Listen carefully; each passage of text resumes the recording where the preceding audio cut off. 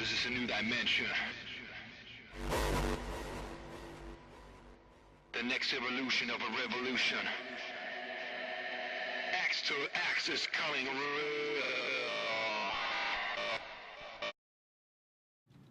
Cutting Through the Hype by Larry Cuban and Jane L. David. The book is split into 3 parts. The first part is reforming the system being the idea or concept of education. For example, this part discusses reforming standards, charter schools, and performance-based pay. The second part is reforming how schools are organized, which discusses reforms that reduce class sizes, more time in school, and scaling up practices. Lastly, part 3 is reforming teaching and learning, which discusses other different reforms for teaching math, English language, and incorporating technology.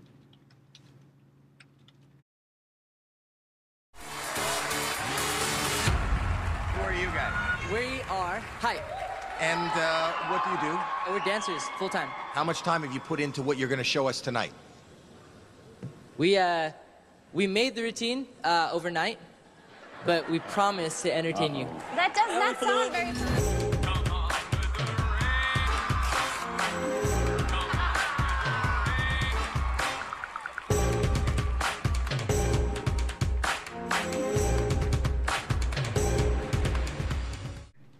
Throughout the 3 parts, the book consists of 23 chapters. Each chapter analyzes school reform strategies. Each chapter works to avoid the hype being the exaggerated ideas that come with educational reform.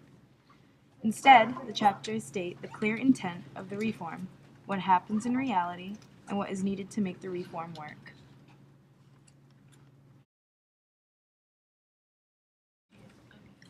Cutting Through the Hype explains how incorporating school reform from policy to classroom practice is not easy. The journey is like the childhood game where you whisper something to one person who repeats the message to the next person, and so on down the line. Typically, the initial message is vastly different from the one the last person hears. The same distortions occur as policies pass through layers of government and bureaucracy before reaching school principals and classroom teachers. One thing to remember in tracking the progression from policy to practice is that a reform message sent by the White House, governor, state legislature, or school board may not be the one received by teachers.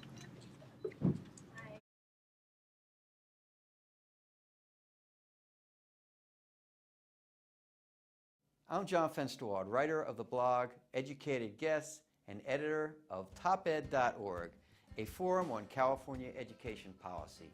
Join me while I interview interesting and important leaders in California education. You'll learn a lot in 10 minutes or less.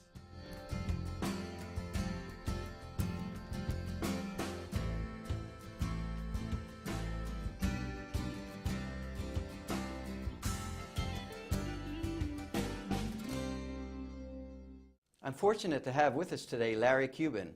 who's a former high school social studies teacher, superintendent, and for 20 years, professor of education at Stanford. He's the author of many books and articles, including his latest, of which he's a co-author.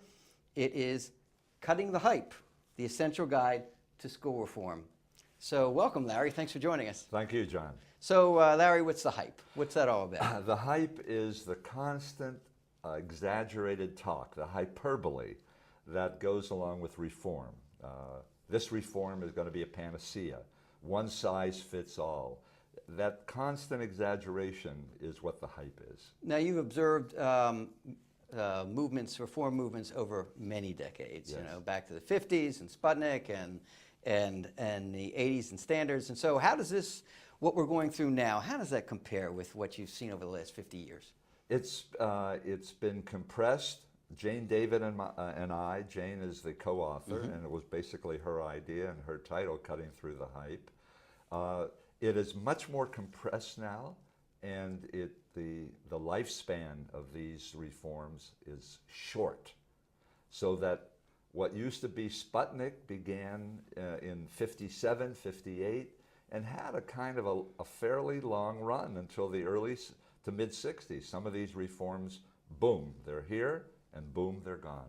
And some of them I see are back. And they come back. Teachers often say if you stay in the same spot, it'll return. So you've looked at 23 reforms, and the interesting thing about your book, it's a practical guide for general lay readers too, not just the policy wonks, and about 4 or 5 pages on each topic. And let me go through performance-based pay, urban mayors in charge, ending social promotion, more time in school, smaller classes, charter schools, small schools, turnaround strategies, and on and on. So, and again, you've been a wise skeptic on this in looking at that. And one of the things that you say is the gap between policy and practice remains vast. So what do you mean by that?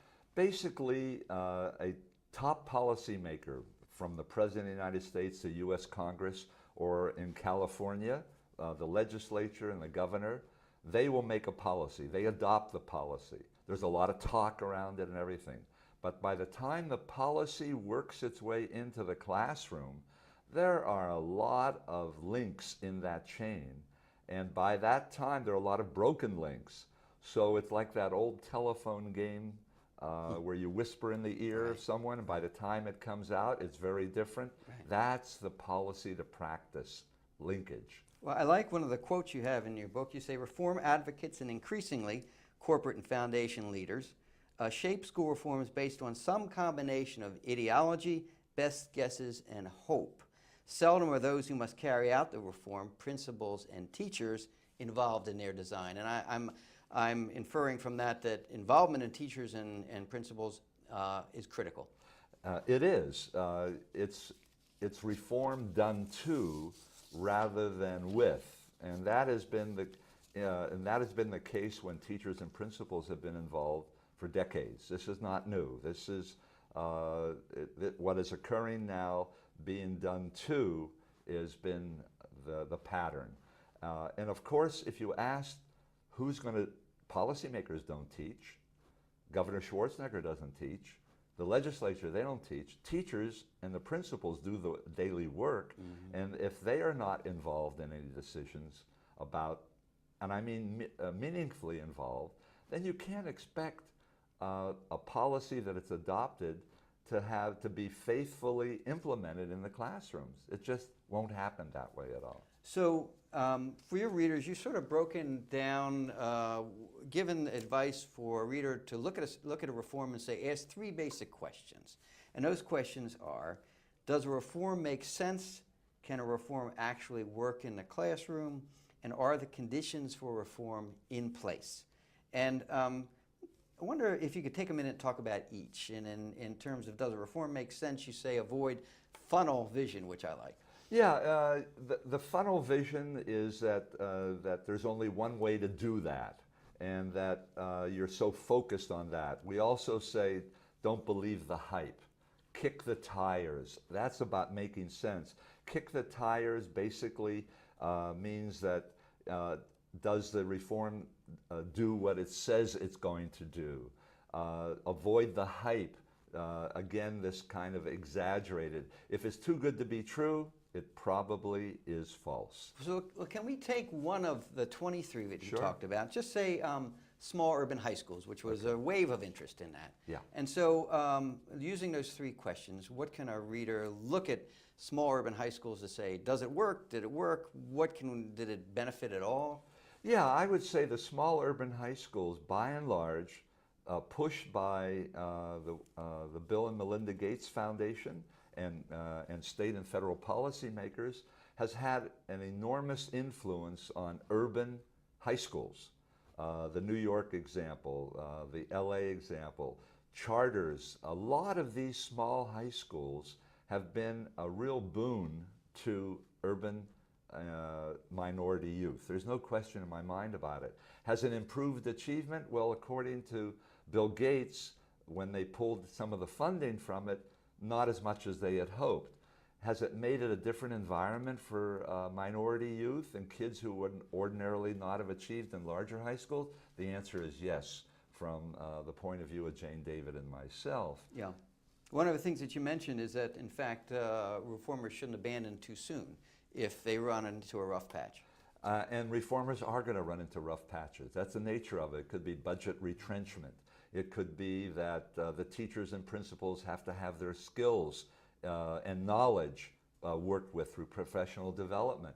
A lot of the things about the conditions for success is that a lot of policymakers are less concerned about that. I mean, you do need certain knowledge and skills to do a lot of these very complex things. The teaching of phonics is close to rocket science, and a lot of people don't realize that. And teachers and principals need to have the capacity that they have stretched in order to do those kinds of things. So now in California, we're running into severe budget. I mean, Yeah. everyone knows the state of the budget's going to be worse next year. So should we temper reforms, abandon reforms, put them off, postpone? I think being more selective about them. What you have is a kind of Chinese menu of choices about reforms, and what we need to do is be more selective, particularly around teachers. I think the focus on teachers and any reforms that help teachers teach, expand their capacity and knowledge and skills is what I would focus on in a period of retrenchment. Okay. Well, Larry Cuban, thank you very much for joining us today. And let me say that Larry has, besides the book, Cutting Through the Hype, which I recommend for all readers, Larry has a blog, which is larrycuban.wordpress.com. I recommend that as well. Thank you for coming and joining. Thank you, John. John Fensterwald, educated guest, and toped.org. Thanks for watching.